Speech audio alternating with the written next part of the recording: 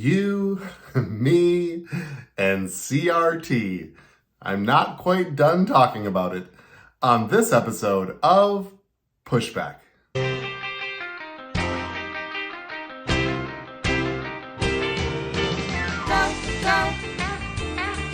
Jonny, go, go. Go, Jonny, go, go. Go, Jonny, go, go. If you're concerned about the direction our culture is heading, then maybe it's time to push back.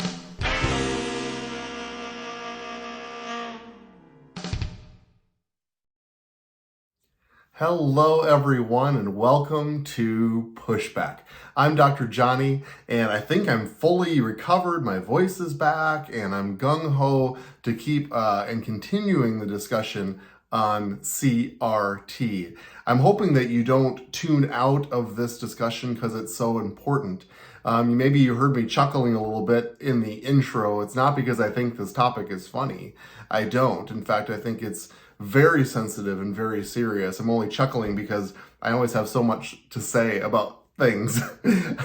And maybe I'm just an opinionated guy, but I do feel like I'm passionate about this topic. And as I've mentioned on prior podcasts, I refuse to just let it die. Let the conversation about racism just follow the bouncing ball from one crisis to the next. But we are the answer. We actually have the answer because of who we are and what we were created to be by a loving Father. And I'm confident in this. The Father loves the United States of America. He does. He cares about it. He's passionate about it. He wants it to thrive. And we are sent into the culture to be the bearers, the light bearers of his kingdom here on this earth. And I'm just going to keep ringing that bell as long as he tells me to keep doing this podcast. And this idea of critical race theory, the topic of it, the severity of it, the importance of it isn't going to go away. And I kind of hope that it doesn't. I know this topic is tricky, and I'm trying to kind of get down to some of the core issues that we as Christians need to be able to respond to and also have our eyes open. I don't think any of us are beyond education or beyond discussion or beyond reason. I think that's all biblical, that we actually lean in and listen to our fellow Americans who are hurting. But we also have to have our eyes open to some of the ways and the means in which that is accomplished can actually be destructive. And that's what I want to talk about today. You guys have certainly heard me in these first two sessions. The first, I was a little bit of almost an apologist for the critical race theory, because I believe that when it was released and when it was written, it actually came from sort of this place of longing, this place of hurt and pain, and trying to connect with the culture of America, saying there's some things that are inherently broken. And we need to have our eyes opened to see what those are so that we can bring healing. And I don't think that in and of itself is wrong. I believe that we need to always be willing to allow the Holy Spirit to examine ourselves and examine our cultures, examine the way that we treat each other so that we can be the healthiest, wholest society that we can possibly be. And so I think even the critical race theory can come from a place of, hey, everybody, would you just listen to what I have to say and hear my pain on this issue? And I think it would be wise that we do, and that we hopefully are. But I also believe that it can be sometimes delivered to the wrong venue and the wrong audience. And it can sometimes be in the wrong spirit and maybe even shot kind of out of the wrong cannon. And I just want to talk about that very specifically today. You know, I can't even blame those who are proponents of the critical race theory for even trying to bring it to classrooms, schools, and to our young people. I understand maybe the strategy behind that because they might feel, hey, the adults aren't listening. Let's kind of go to the next generation and see if we can have some success there. But this idea of sort of indoctrinating our children rather than educating our children are really two very different things, and I think we need to be very careful. I want to start this conversation just with some more definition. I think that there is a big difference, well, there is a difference between equality and equity. And inherent in the critical race theory is this notion of implementing equity. So let me explain what the difference is. Equality means that each individual or group of people is given the same resources or opportunities. Equity recognizes that each person has different circumstances and allocates the exact resources and opportunities needed to reach an equal outcome. Equality is about equal resources and opportunities. Equity is about equal outcome. Now that, my friends, gets very tricky, and it gets very tricky in this conversation. Equality treats two things as having the same value and then giving everybody the same thing. Equity is giving what is needed to be successful, sort of making the claim that all things are not equal. Equality is giving, this is at least a saying, equality is giving everyone a shoe, equity is giving everybody a shoe that fits. Well, they're very simplistic terms, kind of the famous picture that distinguishes equality and equity. I'll try to use my word pictures. It's easier to show you a picture. But imagine three people, one very tall, one medium height, and one very short, all trying to look over a fence to watch a baseball game. This is a famous picture describing equality versus equity. And only the tallest person can actually see over the fence and actually see the game. Now, equality would give everybody a box to stand on, all equal size. And in their example, the tallest person can actually see even much more clear, even though they could see before. The medium person wasn't able to see, but now can see. But the shortest person, given the equal box, still can't see because they had a different starting point. And so their solution is that the tall person should get no box, the middle person get one box, and the shortest person get two boxes so that all can see. And that's called equity, and that is a desired outcome of the critical race theory, is pursuing equity. But here's the problem that I foresee and that sometimes we foresee as Christians. The problem is this: how do we determine who is the tall one and who is the short one? And the answer, the very simple answer to that question, is skin color. Skin color. That's how we determine it. If you're white, you get no box. If you're black, you get the two boxes because of where we started. Now, on face value, you may say, well, that makes sense because the black person has started with so much less, and I get the picture behind it. But there still has to be a determination, and the determination is based on skin color and race. So I believe, and this has always been my heart in doing these podcasts, is I just don't want to say, oh, this is wrong, and this is wrong, and this is wrong. But I actually want to be part of the solution. That's my heart. I want to begin a discussion where we as a culture can actually become healthy. And so I believe that we can find a target for healing and healthy culture, and then determine if what we are doing or proposing gets us further or closer to that target. So this is my proposal of what that target would be. I believe the target would be is that we understand that there are no races. You've heard me say this over and over again. If you've been listening to this faithfully every week, you're like, here he goes again. Biology has proven it. The Bible shows that we have no races, only one race. Biology shows that we have only one race, the human race. And yet, I believe what has happened, unfortunately, with this conversation is that we're actually doubling down on racism. We're doubling down on racism. And I believe that the things that we do are actually getting us further from the target than closer.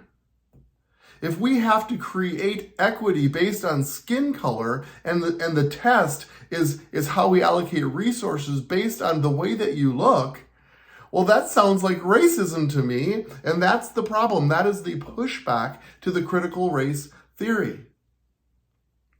And so when we look at things like affirmative action, which has been in place most of my lifetime, on the surface it may look like it's okay, but the problem is I believe it not only gets us further from the target, and I think historically has proven that it's getting us further from the target, it actually becomes quite demeaning to the one in the example who we are calling short. The short one. I think it's demeaning to the short one. I remember when I was applying for medical school, and I'm not saying this is right or wrong, I'm saying this was the reality. I was told at the University of Minnesota Medical School that they only have 4 openings for white men. Now, there might be some who hearing this podcast and go, well, that sounds about right. I mean, there were thousands of applicants, and I knew I wasn't getting into the University of Minnesota because they had openings only for 4 white men. Not based on what I did or how hard I worked or what kind of person I was. It was based on my color of my skin and my gender. And my friends, that is the actual thing I believe that we are trying to combat. I believe that's getting us further from the target. When President Biden, or at that point candidate Biden, said, who are you going to have as your vice president? He said, I don't know, but it's going to be a black woman. He said that. I can show you the transcript. It's going to be a black woman. Well, there is something in me, there was something in my wife, something in my daughters that said, that sounds very demeaning. How about you pick the one who's most qualified? And if it happens to be a black woman, great. But he was determining the outcome. He said this again about this possible Supreme Court nominee. Well, it's going to be a black woman. Or a woman of color. My friends, I feel like we're swinging, but we're missing, and we're getting further and further from the goal, which is what Martin Luther King was dreaming about. I have a dream that people would not be judged on the color of their skin, but on the character of their heart. Wow. I believe now more than ever we are being judged on the color of our skin. And I believe, unfortunately, the critical race theory has doubled down on that and has made it more prominent. There's something called a Rooney Rule in the NFL, which we've been paying close attention to because the Vikings are in the process of hiring a new head coach. And the Rooney Rule, and I probably should have researched this better, but they make a provision that every team has to interview X number of minorities for the head coaching position. It's called the Rooney Rule. And I'm telling you, it feels demeaning. And there's been a problem. And Coach Flores from Miami, long story, is actually filing a civil lawsuit against the NFL because of these practices. But he has to feel demeaned by it because if you're being forced to interview somebody, there's probably very little intention that you're going to hire them. Now, of course, the heart behind the rule is get these people in front of the management and they're going to wow them and they're going to get hired. And that sounds good, but it typically doesn't work that way. These are things that are getting us further from what we are trying to accomplish. I just want to read an article. I was going to try to summarize it, but I think it's going to be better if I just read it because it really has such a good point and such an alignment with my podcast. This is written by Ryan Bangert. This was just January 26, 22. So this just came out. And I found it under the Real Clear Politics website and under the Real Clear Religion section. And the title is Racism is Wrong, but Anti-Racism Does Not Belong in Schools. So let me just read this. This isn't very long. Modern anti-racism ideology is now pretty well known, and on the surface, it sounds like a good idea. After all, who doesn't want to be against racism? The problem is that anti-racism is a linguistic trick. Instead of condemning all forms of racism, it seeks to combat one form of racism with another. By doing so, it only perpetuates racial division and strife, harming everyone. How should Christians understand the difference between a common sense opposition to racism and the ideology of anti-racism? Let's compare the two ways of addressing this issue. In 2007, U.S. Supreme Court Chief Justice John Roberts authored an opinion in a case that addressed the legality of plans used by two public school districts to assign students to specific schools. Both schools employed racial quotas to make the assignments. In striking down the quotas, Roberts memorably stated, "The way to stop discrimination on the basis of race is to stop discriminating on the basis of race."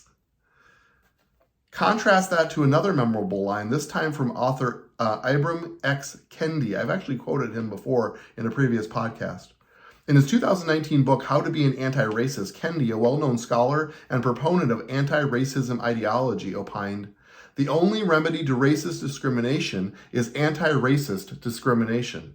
The only remedy to past discrimination is present discrimination. And the only remedy to present discrimination is future discrimination." I think both Roberts and Kendi would agree that racism, harboring animosity and hatred for others based on their race and treating them differently based on race, is a great moral evil. Not only that, I think both would agree that racism continues to afflict American society and that work must be done to end it. They part company, however, on how to combat racism. One would call for an end to all racial discrimination. The other would fight fire with fire, so to speak, by meeting one form of bigotry with another. Unfortunately, several public school districts across America are rejecting Roberts' vision in favor of Kendi's take. Albemarle County Public Schools in Virginia has adopted an anti-racism policy in February 2019. And they said, are you going to be on the anti-racism school bus or not? And so what does it mean to be on the anti-racism school bus in Albemarle County? The answer given by the district has been simple and direct. For white students, this is becoming aware of and repenting for white privilege. And for everyone, it's fighting against and dismantling white dominant culture. Through its implementation of this policy, the district has indoctrinated staff and students alike in bizarre understanding of racism and race relations. Staff were told that racism is the subordination of people of color by white people. Students, in turn, were taught that racism is the marginalization and or oppression of people of color based on socially constructed racial hierarchy that privileges white people. All right, let's see if I can get through these next couple paragraphs. Moreover, students were told that people who are white, middle class, Christian, and cisgender comprise a dominant culture who chose the damage and rules, while black, brown, indigenous people of color of the global majority, queer, transgendered, non-binary folks, cisgendered women, youth, Muslim, Jewish, Buddhist, atheist, non-Christian folks, neurodiverse folks with disabilities, and folks living in poverty were all part of the subordinate culture.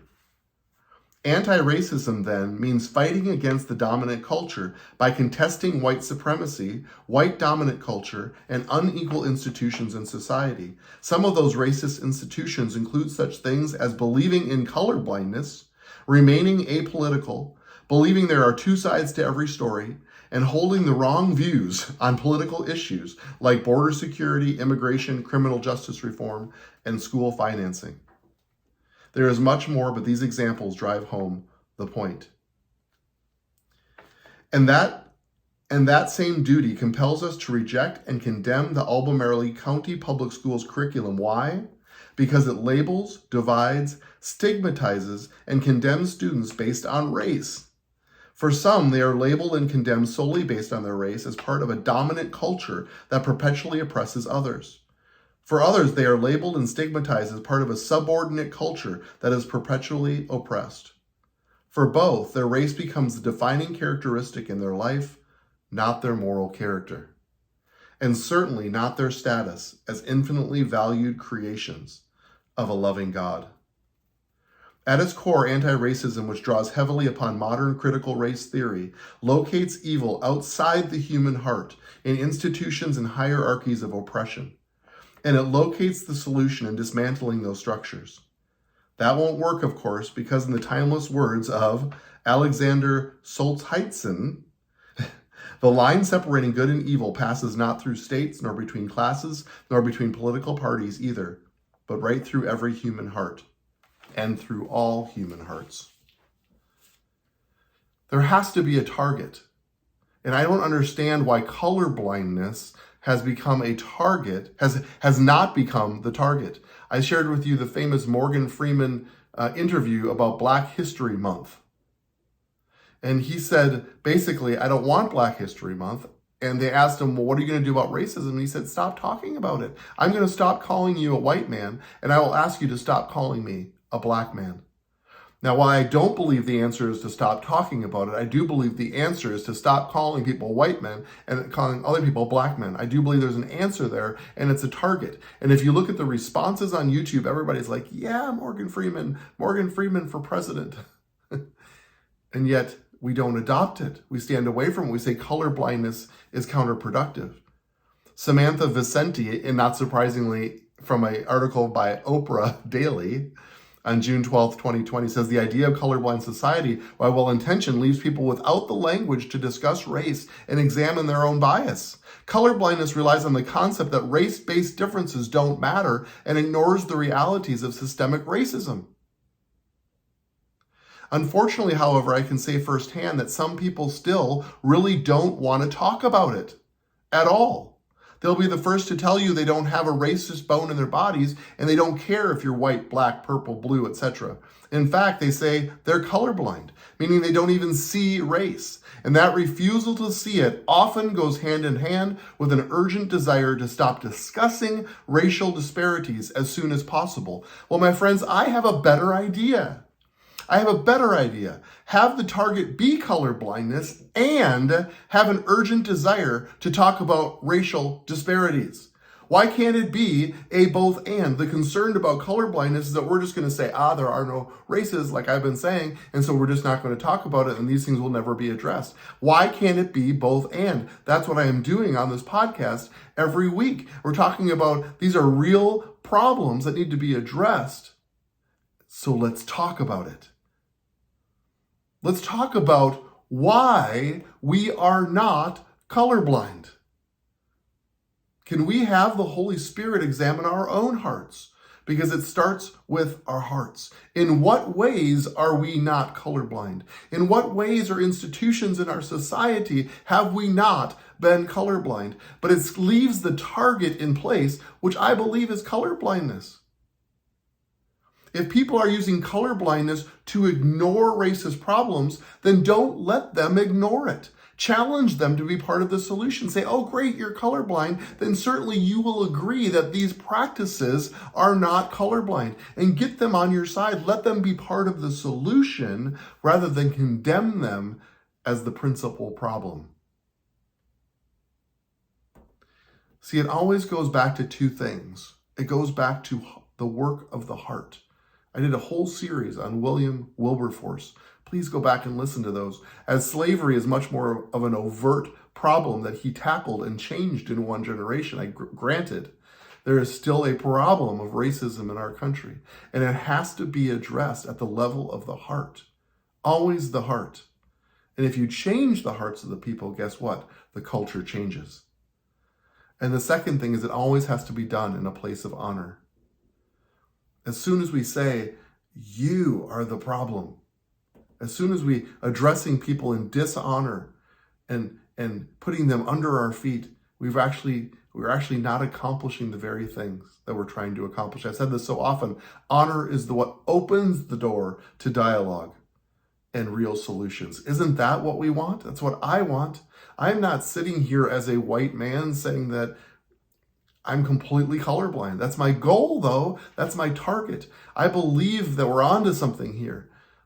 that there are no races, and I believe that's the answer. That's the ultimate answer. And every decision, every proposition, every proposal that we make before our culture has to be, are we getting closer or further to the target by implementing this proposal? That's a way a healthy society approaches that.